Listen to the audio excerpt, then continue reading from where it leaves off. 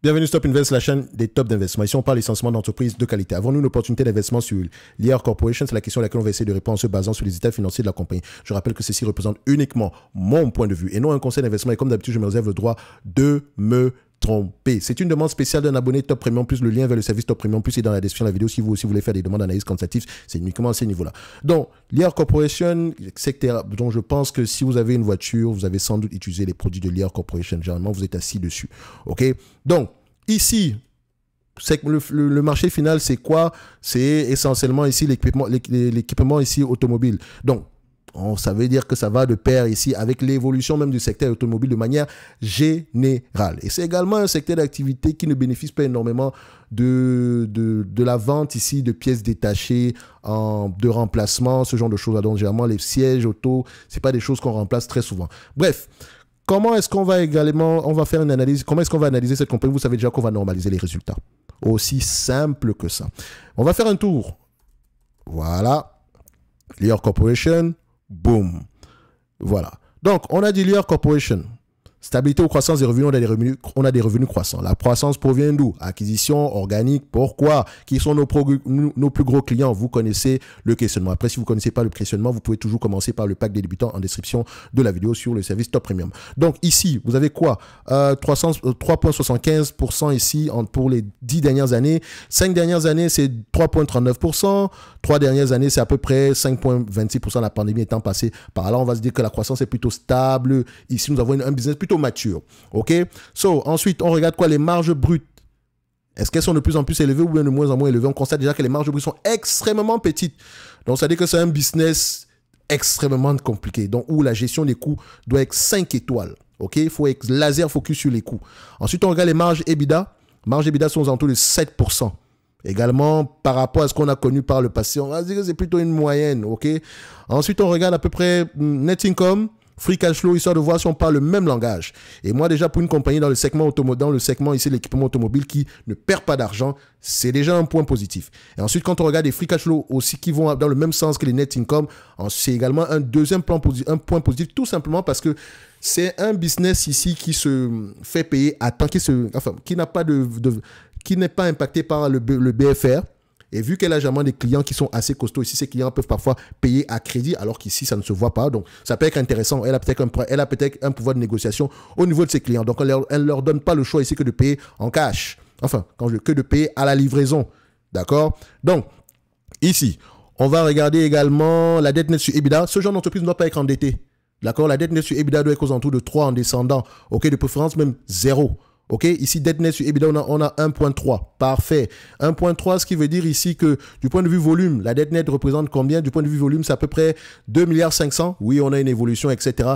Mais est-ce qu'on peut repayer la dette nette ici avec les free cash flow? En combien d'années?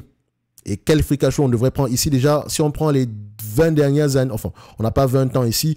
Disons qu'on prend les 10 dernières années, ça donne à peu près 651 millions. OK, 651 millions divisé par 2 milliards 500, on fait 2 points, attendez, ça donne combien? 2,5 divisé par 0,65, ça donne combien? 3,8, donc on peut repayer la dette nette ici en 4 ans, avec les free cash flow moyens des 10 dernières années. Attention, j'ai pris les free cash flow moyens des 10 dernières années. Pourquoi ces free cash flow-là sont aux alentours? Pourquoi est-ce qu'on a eu une diminution des free cash flow à partir de 2019? Est-ce qu'on subit encore la pression ici de la pandémie, les coûts de production ont augmenté, etc. Pourquoi? Est-ce qu'on va revenir à une certaine moyenne? Sinon, en termes d'attente, ici, on constate que les analystes, OK, toujours à prendre en considération, histoire de voir s'ils sont optimistes ou pas. On regarde également, est-ce que le business est parfois prévisible? 60% du temps ici, ils ont raison. Ça reste quand même un business cyclique. OK? Donc, après, avec des pincettes, est-ce que les analystes ont constamment raison sur les dernières années ou bien ils ont constamment tort? Depuis 2019, ils ont de plus en plus tort. Donc, le business devient de plus en plus difficile à anticiper en termes de bénéfices nets. Donc, il faut faire attention. Donc, il y a peut-être quelque chose... Enfin, je ne dirais pas que le business est en train de mourir ou quoi que ce soit. Non, on en aura toujours besoin ici. Mais qu'est-ce qui se passe depuis 2019 dans ce secteur d'activité?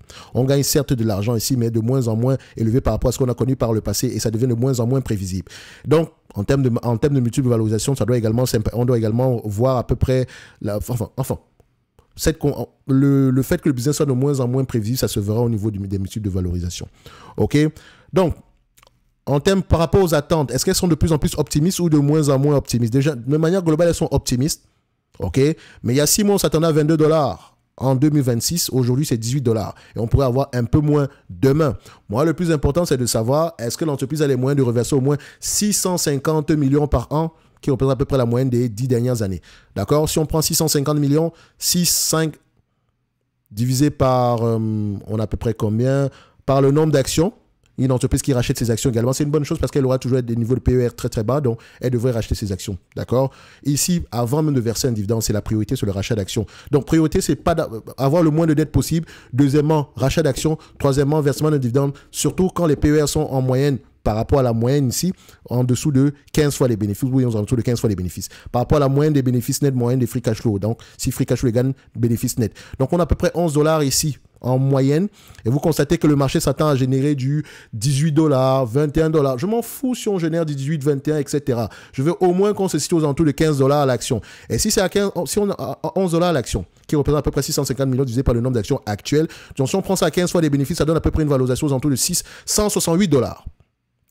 Le plus important quand on va lire les rapports financiers, c'est est-ce que l'entreprise a les capacités de générer au moins 650 millions sur les années à venir? Je dis bien au moins.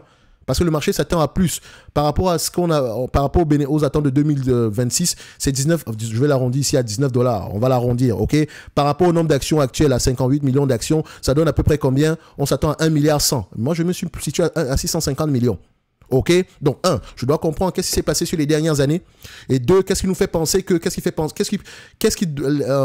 qui encourage les analystes à penser qu'on pourrait se situer au-dessus des 650 millions, sinon on se rapprochait des 1,1 milliard. Tant mieux si on va au-delà. OK?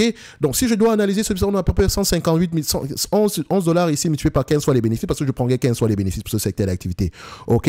Ça fait 168 $. 168 $ moins la dette nette. Je ne prends pas 15 fois les bénéfices parce que je sors ça de mon chapeau. Vous pouvez prendre la moyenne du secteur d'activité. Les pièces détachées, les pièces automobiles, c'est 15 fois les bénéfices. On en a déjà fait plusieurs fois ici. Donc, vous pouvez retourner sur les anciennes ici et vous allez voir qu'on a toujours pris ce 15 fois les bénéfices là. Sinon, vous pouvez également aller vérifier.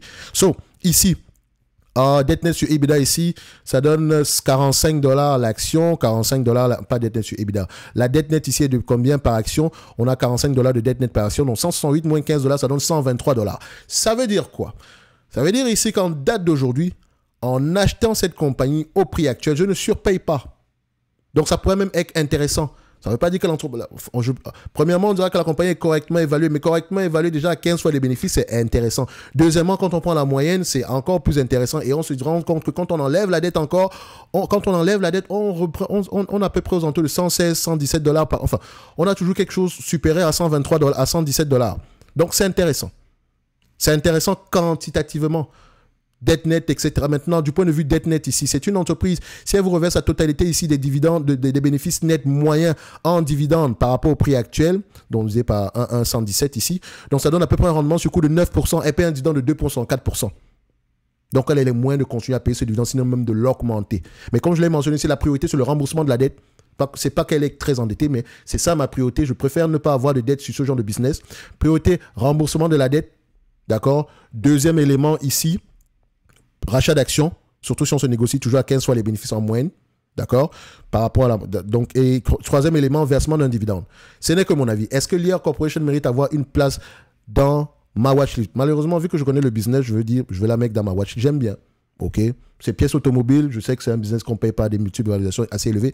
Et c'est une entreprise ici sur laquelle on ne met pas énormément de cash. Donc 1%, 2%, c'est déjà largement suffisant. Et on patiente tranquillement. OK? Il me semble également qu'il y a une consolidation dans ce genre de secteur d'activité. Donc généralement, ici, Lear Corporation a très peu de concurrents. Donc voilà, les compagnies automobiles n'ont pas beaucoup de choix.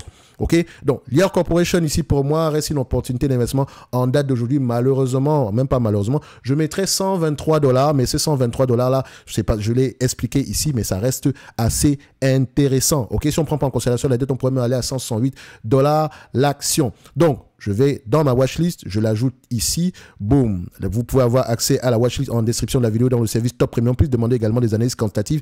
Bref, vous irez sur la page et si vous avez des questions, vous pouvez réserver un appel et on en parle surtout uniquement par rapport à ces services-là, d'accord? Donc, c'est la consommation discrétionnaire dans Lear Corporation, c'est ticker symbole, c'est LEA. Donc, je viens ici, je mets, on était à quoi? C'est 123, je pense bien. Bon, la précision ne dérange pas. 123 $. Ensuite, on vient ici, on met la date d'aujourd'hui et boum, boum et boum. Merci, au revoir.